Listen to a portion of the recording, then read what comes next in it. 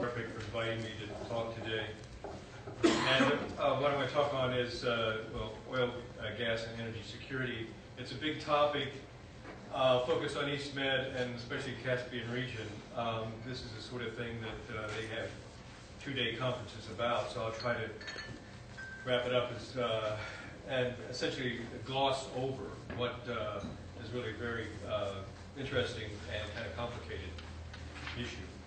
So energy security is an issue of global concern, one that has gained prominence over time in step with the rise in global energy demand. Where will our future energy supplies come from? How much will they cost? Who will be delivering those supplies? How will they be delivered? These are some of the questions that governments and private companies have long asked themselves, but which are being asked today with a greater sense of urgency. Once again, by the sheer chance of its geographical location, Cyprus finds itself in the middle. It is surrounded here in the Eastern Mediterranean by the Middle East, North Africa, and the Caspian Sea regions, all of which are major crude oil and natural gas producing areas, and all of which figure prominently and strategically within the context of energy security. The Eastern Mediterranean countries are actively engaged in the exploration and development of hydrocarbon resources to various degrees. The most successful have been Libya and Egypt. Syria produces crude oil and gas, much of which is used domestically. Seismic data has been acquired in Lebanon and Syria's offshore waters. Israel produces small amounts of hydrocarbons and has recently announced 2 offshore gas discoveries very near to Cyprus offshore zone.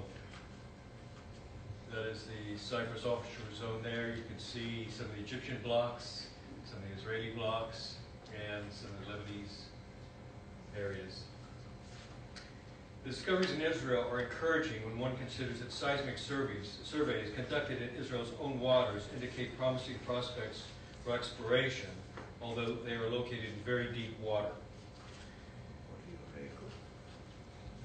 There's Lebanon again. And again, Israeli waters to the south, and I think the stars there denote the recent discoveries. See how close it is to the Cypriot Block 12. That's the Israeli discoveries as well, the Israeli area. It's Egypt. And we take you up to, this is a Turkish Black Sea area.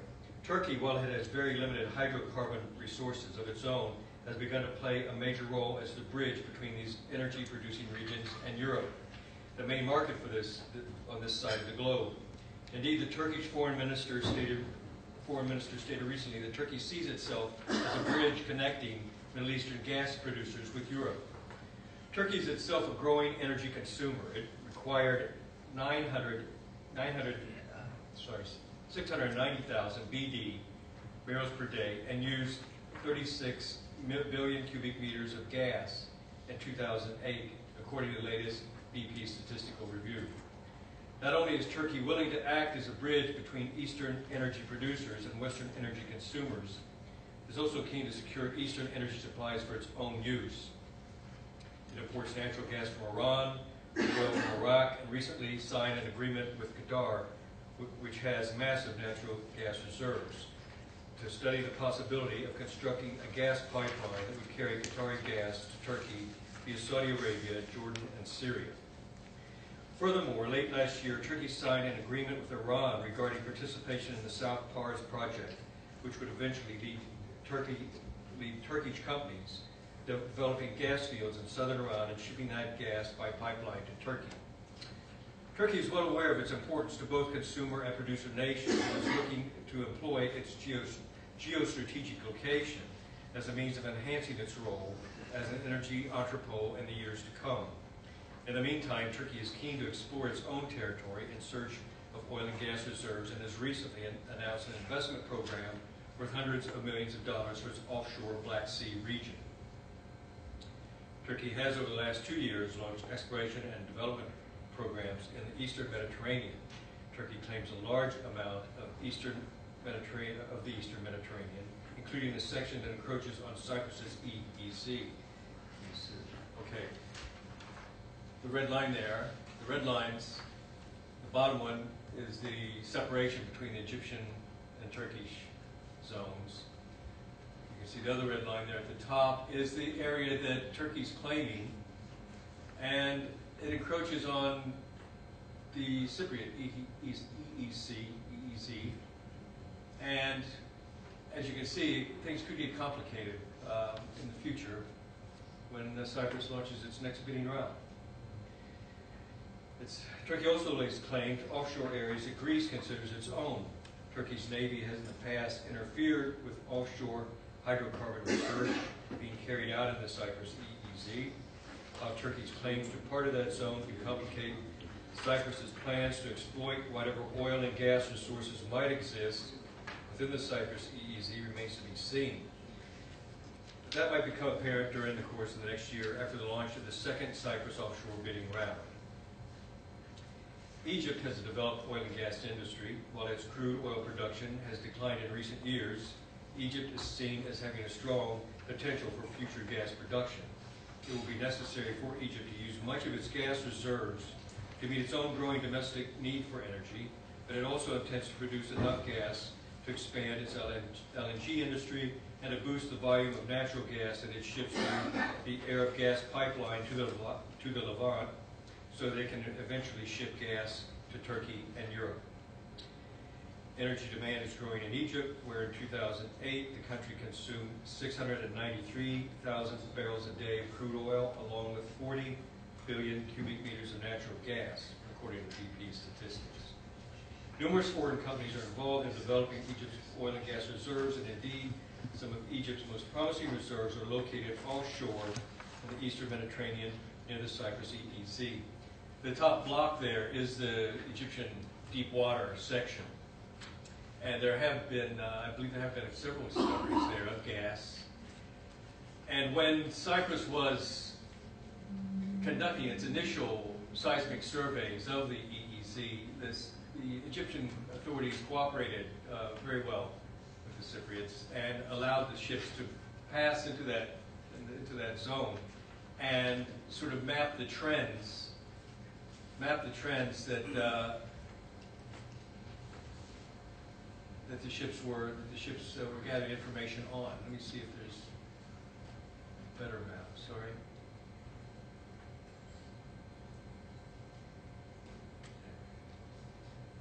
This is the. Excuse me. I'll leave it there for a moment. All right. While the term energy security may suggest a scarcity of oil and gas, the primary generators of energy in this stage of human civilization, at this time, hydrocarbon scarcity is not really a problem. There are areas and fields where hydrocarbon reserves are beginning to decline, and major discoveries are becoming rare. At the time when the world might begin to see a period of peak oil is thought to be 10 to 20 years away. Exploration companies are having to drill deeper and deeper into the earth, and recently there have been several huge discoveries, such as the one made by BP in the Gulf of Mexico and those made by Petrobras offshore Brazil. Several years ago, BP reported a gas discovery at a depth of 7,000 meters in Azerbaijan's sector of the Caspian Sea with significant potential. Drilling to such depths is carried out at considerable costs. Discovering and developing hydrocarbon resources have always been a challenge, but a considerable part of energy security is concerned with the safe and steady shipment of oil and gas to areas where demand is greatest. For now, for the most part, energy exploration, development, export, and import are carried out smoothly in the southeastern corner of the Mediterranean. The transport of crude by tanker to and from eastern Mediterranean countries is a routine matter of business. Both Egypt and Libya export crude. Egypt exports liquefied natural gas by tanker, and vessels carrying crude, petrochemicals, and LNG pass through the Suez Canal between eastern and western producers and consumers. Israel, Lebanon, and Cyprus import fuel for their domestic needs. Syria exports some crude oil. As if the straightforward business of buying and selling isn't complicated enough, there must, of course, be politics. The politics of the energy industry are very complex and convoluted. Producers must produce their resources and sell. Consumers have no choice but to buy. Politicians want to wrest whatever advantage they can from the arrangements. The strategic commodities, controlling access to and the movement of oil and gas is a serious undertaking. This shows the Arab gas pipeline that comes out of Egypt, and it goes through Jordan and into Syria. Now there's a spur line out of Syria that goes into Lebanon, and the pipeline, I think, now extends as far north as Aleppo, and work is underway, I believe, to extend that pipeline into Turkey, where it will lead into the Turkish national gas grid.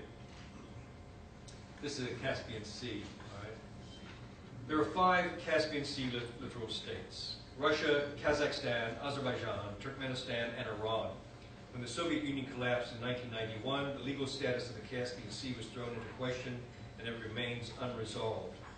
In order to proceed with developing the respective areas of the Caspian offshore, Russia, Kazakhstan, and Azerbaijan have signed bilateral agreements dividing the seabed. Turkmenistan and Azerbaijan are currently engaged in discussions on the demarcation of their respective territories, but Iran is insisting that the Caspian Sea reserves be developed jointly, and barring that, it wants the sea divided into 5 equal sectors in which it would receive 20%. This compares with roughly 13% of the sea that was considered its territory during the Soviet era. The area that Iran claims in the Caspian juts into the southern part of the sea, the areas that Azerbaijan and Turkmenistan claim as their own. If you can see that there's a wedge here, and Iran is claiming this section for its right to develop. The area that Iran claims in the Caspian juts into the southern part of the sea in areas that Azerbaijan and Turkmenistan claims their own. Iran is somewhat adamant about its position. In 2001, when BP was conducting a seismic survey in the Alav, Arag, and Shard block in southern Caspian waters, Iran sent warships and aircraft to chase the 2 seismic vessels away. This was somewhere right around here, I believe. Iran stated that the survey was being carried out in Iranian waters. BP and Azerbaijan have not returned to the area since. While the 5 littoral states have met periodically to discuss the status of the sea, they are not expected to reach an agreement anytime soon. Control over the huge oil and gas reserves and how these reserves will be moved to world markets is a key issue. Kazakhstan, Azerbaijan, and Turkmenistan are keen to exploit their huge reserves, and while Russia and Iran already have huge reserves of their own within their countries, they are keen to maintain a degree of political influence over the strategic resources in the Caspian. Coming to a final agreement on respective territories in the Caspian would enable Kazakhstan and Turkmenistan, in particular, to pursue export routes across the Caspian Sea through the construction of underwater pipelines. Complicating is the fact that Iran and Russia have expressed their opposition to such pipelines on several occasions. Those pipelines, they're keen to have a gas pipeline run across from Turkmenistan to Azerbaijan, and Kazakhstan is now proposing eventually to build a crude pipeline that would cross the Caspian that way. Proven crude oil reserves among the 3 Caspian Sea states of Kazakhstan, Azerbaijan, and Turkmenistan are estimated around 50 billion barrels. Proven natural gas reserves are estimated at 11 trillion cubic meters. These are considered conservative estimates, especially with regard to gas reserves. Turkmenistan alone claims to have in excess of 24 trillion cubic meters of natural gas reserves. With the collapse of the Soviet Union in 1991, international oil companies moved quickly to establish themselves in a part of the world that had been a remote part of the Soviet domain. Virtually all of the developments of the oil and gas resources in Azerbaijan and Kazakhstan since 1991 have been the result of investments made by consortia of Western oil companies. There currently exists a number of pipelines designed to transport crude produced in the Caspian region to foreign markets. Russia holds something of a monopoly on the natural gas transport out of Central Asia, but there are several more independent pipeline projects designed to carry both crude and gas in the works. How these projects progress will have much to say about the future of European energy security. There's another shot of the Caspian, how it may be divided up. Again, the wedge in the south with Iran. This is the pipeline routes, and unfortunately it seems to be too dark to show here. But this one is just essentially the same, just a different color. To export the crude oil and gas from Caspian region, old Soviet-era pipelines were refurbished and new ones were built. The Baku-Tbilisi-Ceyhan pipeline, which stretches 1,760 kilometers from the Caspian Sea to the eastern Mediterranean, was a major and controversial undertaking. The BDC came into operation in June 2006. It is now seen as a vital piece of Caspian energy infrastructure and is primary export route for Azerbaijani crude, and the terminal has already loaded millions of tons of oil. During the last year, it also began to carry Kazakh crude. This runs from Baku to Georgia, eastern Turkey to Ceyhan. While BP was in the early stages revamping and developing Azerbaijan's offshore Azeri Shirag Beneshli oil fields, which are essentially right there, it refurbished the old Soviet-era pipeline running between Baku and Georgia Black Sea port of Supsa. Now there's Supsa there, and that's still an important loading center. This pipeline was used before the BTC came into operation. It has the capacity to transport 145,000 barrels a day. The Soviet-era Baku-Novorossiysk pipeline was also used during the pre-BTC days. Its capacity is about 100,000 barrels a day, and Azerbaijan still exports small volumes of oil through it. Now this runs, I don't think it's shown here, but it runs up through this section, southern Russia, and here to Novorossiysk. While during the war in Chechnya, the Russians actually built a bypass around Grozny because the pipeline was continually hit by rebels. So they felt it necessary to keep the pipeline rolling, and they did that. For crude transport through the Caucasus, Azerbaijan, Kazakhstan, and Turkmenistan also use railway lines to carry crude by rail tanker to Black Sea ports, particularly Batumi and Kuleli. They are owned respectively by Kazakhstan's state-owned Gas and Azerbaijan's state-owned oil company Sokar. BP is the leading Western company operating in Azerbaijan. It also heads the consortium that is developing Azerbaijan's offshore Shah Deniz gas field.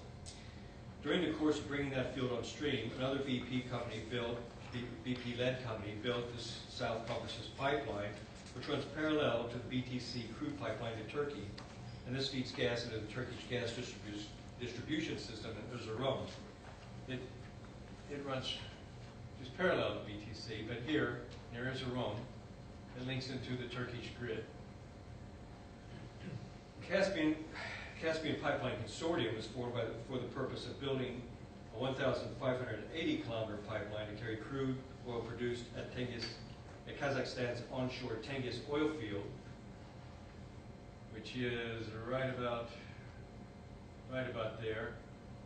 And this is the CPC pipeline. It runs over to Novorossiysk on the Black Sea. After years of delay caused by differences between Russia, which is the largest shareholder in the CPC, and its Western partners, plans are now being drawn up to double the capacity of the pipeline, which came into operation in 2001, to 1.32 million barrels a day by the middle of the next decade. This is essentially where Caspian crude oil and gas transport is at this time. Several of the pipeline projects that are proposed are designed to be built upon this existing infrastructure. Crude oil from Iraq is also being exported through Turkey's Mediterranean port of Ceyhan. Right. This Ceyhan is Iraq. This pipeline was built during the Iran-Iraq War.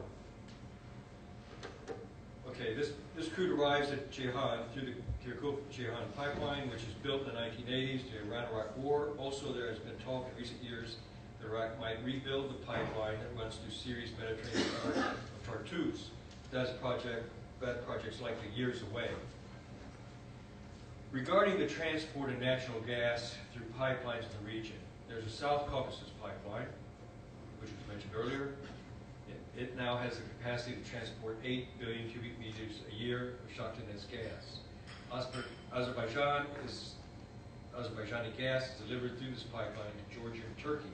There exists also the interconnector Turkey-Greece-Italy pipeline, which is and will be essentially a linking of domestic grids that will transport gas from east to west. Some new pipeline has been constructed between Turkey and Greece.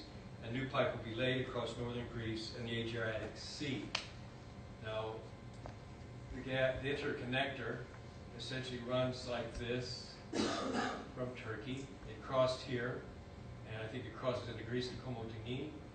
And then it will continue essentially along this route to northern Greece. And there's a pipeline called the Poseidon Project, which is an underwater pipeline that will cross the Adriatic there. There's the Blue Stream gas pipeline, which is right here, built by Russia's Gazprom and Italy's Eni earlier this decade. It runs across the Black Sea from southern Russia to Samsun, Turkey, and then links into the Turkish domestic grid. It has a capacity to carry 16 billion cubic meters a year, but has yet to reach that volume.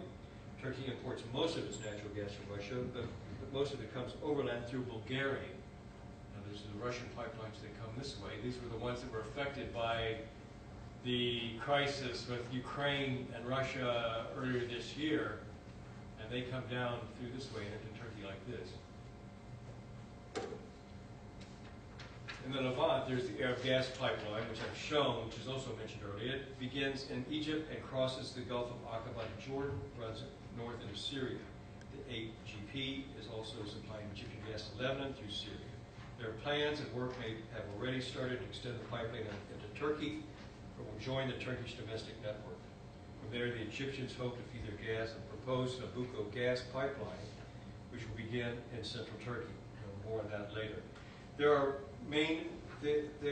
These are the main working oil and gas pipelines in the region. Complementing this is a list of proposed projects that may or may not be constructed. But one thing is clear is that Turkey figures prominently in this part of the world as conveyor of oil and gas supplies from producers, countries to consumers.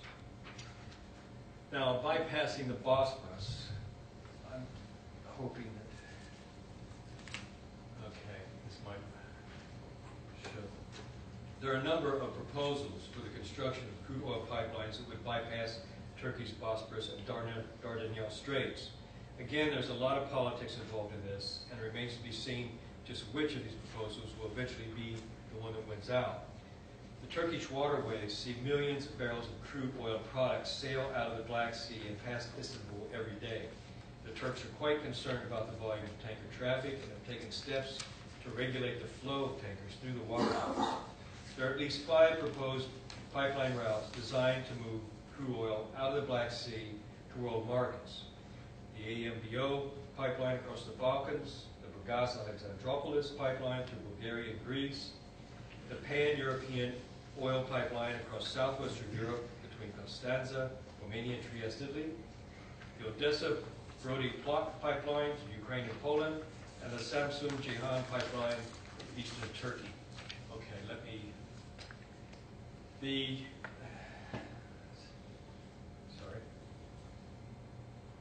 you can see the AMBO pipeline here. It would start at Burgas, Bulgaria, and terminate at Vlori in Albania. You've got, this is the Pan-European, it would begin in Constanza, it would run across this way to Trieste, and then up into Europe like this. The Odessa, Brody, and then Plonk suggestion. There is Samsun Ceyhan, and there have been recent developments on this recently. Shutter. Let's see.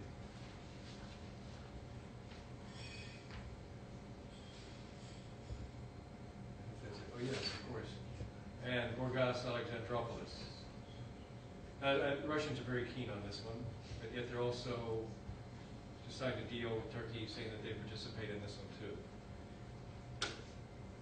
Only the Odessa-Brody section of of the Odessa-Brody pipeline exists, and most of the other projects have been on the drawing boards for years. Ukraine finished construction of the Odessa-Brody section of the pipeline in 2001, but they could find no one, particularly the Azerbaijanis and Kazakhs, to ship crude through it. In 2004, they were forced to reverse the flow of the pipeline to allow Russian crude to flow through it to the Black Sea for export.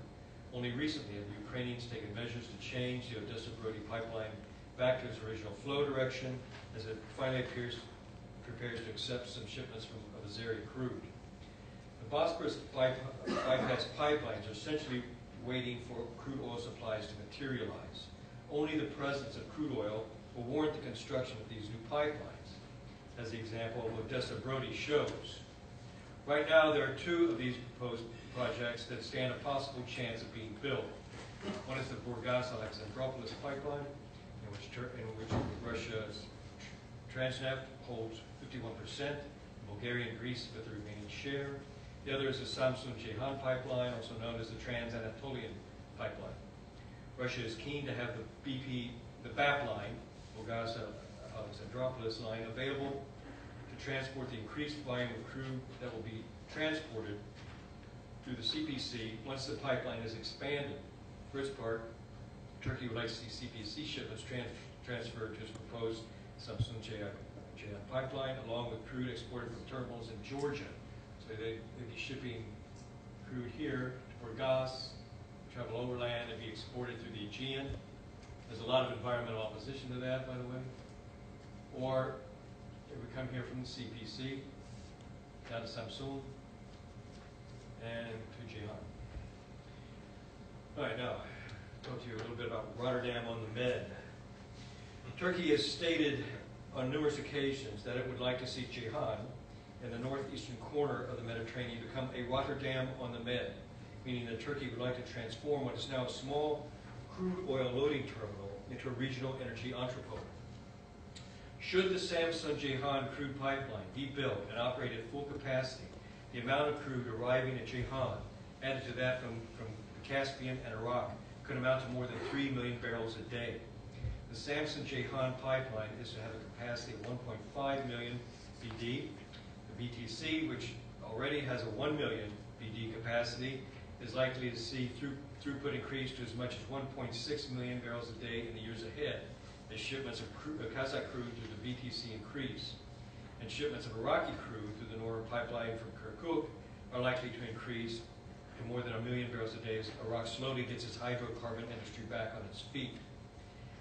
At one point, Turkey was considering licenses for at least 4 refineries at Ceyhan. It has also been suggested that petrochemical plants could be built there, and that natural gas could be routed there by pipeline for the production of LNG. If Turkey should succeed in realizing all these things, there would indeed come a day when Ceyhan would be recognized as a major oil trading center. The Middle East is usually in an uproar, so bombings or fighting that may disrupt shipments of Iraqi crude don't lead to alarm.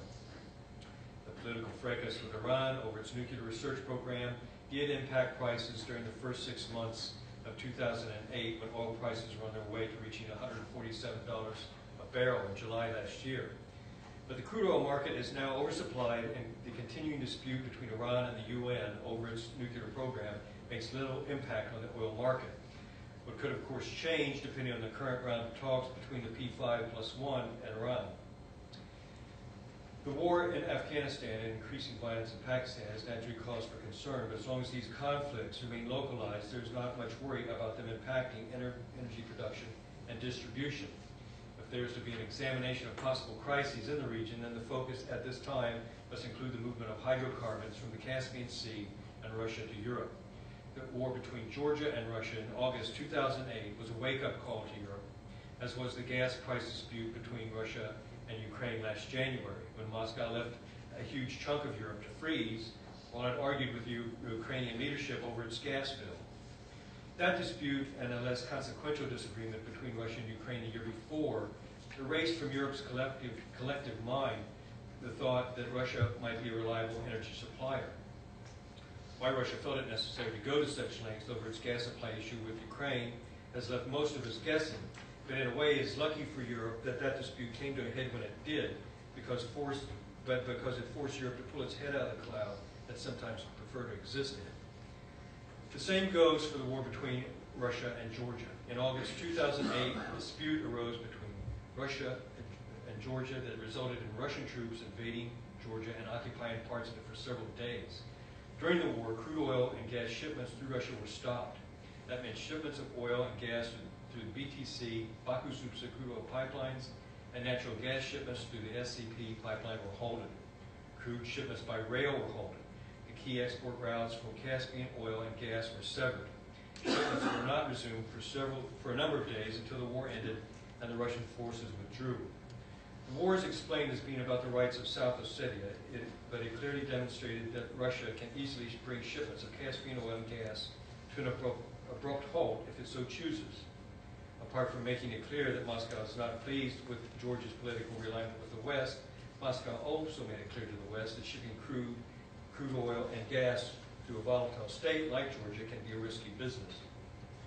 The Russian gas monopoly Gazprom supplies Europe with roughly 40% of its supplies. Russia appears keen to maintain that market share and expand it if possible. Gazprom has signed deals and acquired assets in Algeria and Libya, from where Europe will be receiving large volumes of gas in the future. It is seeking assets in Nigeria and the proposed Trans-Saharan gas pipeline project, which, if it is ever built, will deliver more natural gas to Europe via Algeria. The Ukraine price dispute demonstrated to Europe just how vulnerable the EU is to Moscow's temperament, and it reinforced the fact that Europe needs to diversify its gas supplies. Thus, the Ukraine dispute and the Russia-Georgia war put new European emphasis on the proposed Nabucco gas pipeline project, plus other gas supply projects in North Africa and West Africa. Let me show you Nabucco. Nabucco is essentially here. It will begin to the east of Ankara, and it will pass through Turkey, up through Bulgaria, Romania, Hungary, and eventually to Austria. And then from there we'll disperse throughout parts of Central Europe. Sorry for interrupting. The dotted lines are the non-existing ones? Yeah, that's right. The planned ones? Yeah, those are proposed lines, Yeah. The proposed pipelines. Earlier this decade, a number of Eastern European countries got together and proposed the construction of a natural gas pipeline that would carry gas from the Caspian region to Europe through Turkey. The idea was to provide gas to Europe that would not come from Russia. By the year 2000, Europeans had become concerned over their growing dependence on Russian gas. As it turned out, the events of 2008 and January 2009 drove this point home. In 2002, when the Nabucco project was first conceived, European gas companies thought it would be prudent to diversify their supplies by tapping into those huge Caspian reserves. And so the Nabucco gas pipeline consortium was formed in 2004 by Austria, Hungary, Romania, Bulgaria, and Turkey. Imagine the reaction in Moscow. First the BTC crude oil pipeline through the Caucasus, and then a gas pipeline, both of which are designed for the purpose of transporting hydrocarbons from the Caspian region, a region once controlled by the Soviet Union, without having to cross Russian territory. Moscow had voiced its opposition to the BTC when it was first proposed in the late 1990s, but at the time there was little Russia could do about it. It was politically weak. Over the last several years, as the price of crude oil has increased, Russia has been able to reassert itself. The collapse of crude oil prices a year ago dealt a serious blow to the Russian economy, but has recaptured some of its political influence in the world. Yet, like the BTC, the idea that a gas pipeline designed with the intent of sending Caspian gas to Europe for the express purpose of reducing Europe's dependence on Russian gas does not sit well in Moscow. The Nabucco gas pipeline project proposes to transport 31 billion cubic meters of gas through a 3,300-kilometer pipeline from the gathering point west of Ankara to the Baumgarten gas terminal in Austria. From the start, the partners had their eye on gas from Azerbaijan, Turkmenistan, and Middle Eastern suppliers. It was initially thought that the pipeline would become operational by 2009. Its current construction cost is estimated at $8 billion. It is now expected to come into operation in 2014. But Nabucco has not been able to secure gas supplies, and hence its delay. Azerbaijan's Shahtanez gas field is currently producing 7 billion cubic meters a year, and peak production for stage 1 development will be under 9 billion cubic meters a year. Current production is going to Georgia, Turkey, and a small amount to Greece. Stage 2 production is expected to come on stream in 2014, and output will increase to 16 billion cubic meters a year. Azerbaijan has stated recently that it is willing to ship gas to Europe through Nabucco once it is built. That will give Nabucco about a quarter of its capacity. Earlier this year, two Nabucco partners, Austria's OMV, which leads the consortium, and Hungary's MOL, purchased a 20% share in Pearl Petroleum, a joint venture between Sharjah-based Dana Gas and Crescent Petroleum, which is developing the Khor and Kem Shemal gas fields in Iraqi Kurdistan. Gas shipments from northern Iraq are to be piped to Turkey, where they will find their way to Nabucco. Earlier this month, Reinhard Mitschek, managing director of the Nabucco gas pipeline project, said first gas is expected to flow through the pipeline in 2014, and that first shipments are likely to be of Iraqi origin. We believe they will start up in 2014, and that the gas will be ready from Iraq. During 2015, 2016, we should have a further 8 billion cubic meters from Azerbaijan. Apart from finding sources of supply, another delay has involved differences within the consortium. The Nabucco members have difficulty negotiating gas allocations and prices with Turkey. As mentioned, Turkey aspires to be a regional energy hub, but has no energy resources of its own. What Turkey once wanted was to keep 50% of the gas transiting Nabucco for its own use at a preferential price. The other Nabucco partners, which now include RWE of Germany, would not agree to that. Turkey intended to store the gas or resell it to third parties. Azerbaijan, for its part, is not keen to discount its gas price in favor of Turkey. Turkey has since been persuaded to adjust its position, and in July, an intergovernmental agreement signed by the 5 countries through which the pipeline will pass. More negotiations among the partners lay ahead, however. During the gathering of the intergovernmental agreement in Istanbul, Iraqi Prime Minister Nouri al-Maliki stated that Iraq would be willing to supply Nabucco with 15 billion cubic meters of gas. Maliki did not explain from where the gas would originate, but it was mentioned that gas produced at Iraq's Akkaz gas field would be exported to Syria, where it would be exported to Turkey through the AGP. Plans for this scenario have yet to take shape. If it were not for international sanctions against Iran, that country, which possesses the second largest gas reserves in the world, would be a very likely supplier of gas for Nabucco. Turkey already receives gas from Iran by pipeline, and while Iran is not now able to supply the volume of gas that Nabucco would be interested in receiving, that potential exists. But as long as Iran retains its current political stance and sanctions remain in place, there is little chance that it will be supplying gas to Nabucco. As far as Nabucco is concerned, the prize is Turkmenistan. Gas reserves in that country are unknown. President Gurbanguly Berdimuhamedov, who has been in power only since February 2007, occasionally hints at the size of Turkmenistan's gas reserves, suggesting 24 trillion cubic meters, and makes statements about how his country supports multiple export routes, although he has yet to say yes to Nabucco. Turkmenistan has a lot of gas that is yet to be developed, but regarding exports to the West, it has 2 major problems. It is in dispute with Azerbaijan about where the offshore boundary in the Caspian Sea would be. Offshore oil and gas fields are at stake in this. And the other problem is how to get around Russia. The key detail in all this is the fact that if Turkmen gas were to be exported to Europe without crossing Russia or Iranian territory, it would be necessary to build a trans-Caspian gas pipeline. As noted earlier, both Russia and Iran are opposed to cross-Caspian pipelines, and they are particularly opposed to them primarily for this reason. Russia has an agreement to buy at least 8 billion cubic meters a year of Turkmen gas output as of 2010. This gas would undoubtedly be routed to Europe. For Moscow, a trans-Caspian gas pipeline would be like a leak in the Central Asian gas balloon. The trans-Caspian gas pipeline was nearly built in 2000 by Shell and GE of the U.S., but that plan fell through when the late President Niyazov demanded that a large amount of the financing for that project be paid up front. Technologically, it would not be difficult to build a trans-Caspian gas pipeline. It would link up with the SCP in Azerbaijan, and Turkmen gas would be on its way to Europe.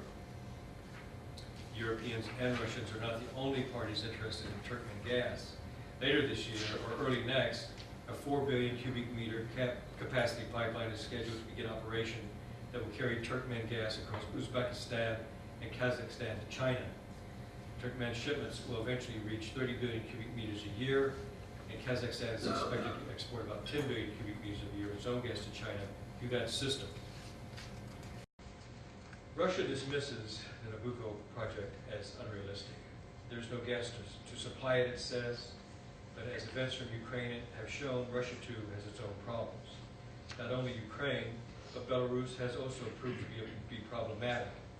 In order to get around these difficulties and continue supplying Europe, Russia has proposed 2 bypass pipelines of its own. Nord Stream is designed to carry 55 billion cubic meters to Germany by means of an underwater pipeline through the Baltic Sea. By traveling down the Baltic, the gas in the pipeline bypasses not only Belarus, but also the former Soviet Baltic states, which are now members of the EU, and Poland, also an EU member, and a former member of the Warsaw Pact.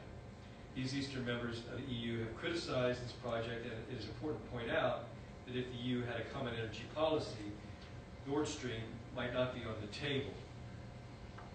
Nord Stream would come here from a point in Russia, travel down the Baltic, and make landfall somewhere here in northern Germany. Nord Stream is estimated to cost 5.5 billion euros and come into operation in 2011. Later phases of the project will increase the project's cost. Russia's other proposed pipeline, South Stream, is considered to be a rival of Nabucco, although the EU and Russia, for the sake of protocol, do not admit that South Stream is competing with Nabucco for the Central European market. And if projections for European gas demand is correct, both gas pipelines will be required to meet those demands anyway. But for now, the 2 projects are racing against time against one another. The South Stream would begin here, at the same point where Blue Stream passes into Turkey. South Stream would cross the Black Sea, come to Burgas. From Burgas, we would head this way through Serbia and Austria, Hungary, Austria. And there would be another branch that would cross into Greece and enter Italy from the south. Vladimir Putin, while still president of Russia, announced the plan to build South Stream in 2007 during a gathering of Black Sea states. The South Stream, Russia will be able to bypass Ukraine and Turkey rather than expand Blue Stream as was previously proposed. South Stream, currently estimated to cost around 20 billion euros, calls for the construction of a 900-kilometer gas pipeline across the Black Sea. The pipeline would reach depths of more than 2,000 meters, about 3 times deeper than Trans-Caspian gas pipeline. Russia said recently that it would transport more than 60 billion cubic meters a year through the pipeline. Italy's Eni, which partnered with Gazprom to build Blue Stream to Turkey, would again join Gazprom in this project. South Stream would make landfall in Bulgaria, from where it would take northern and southern directions.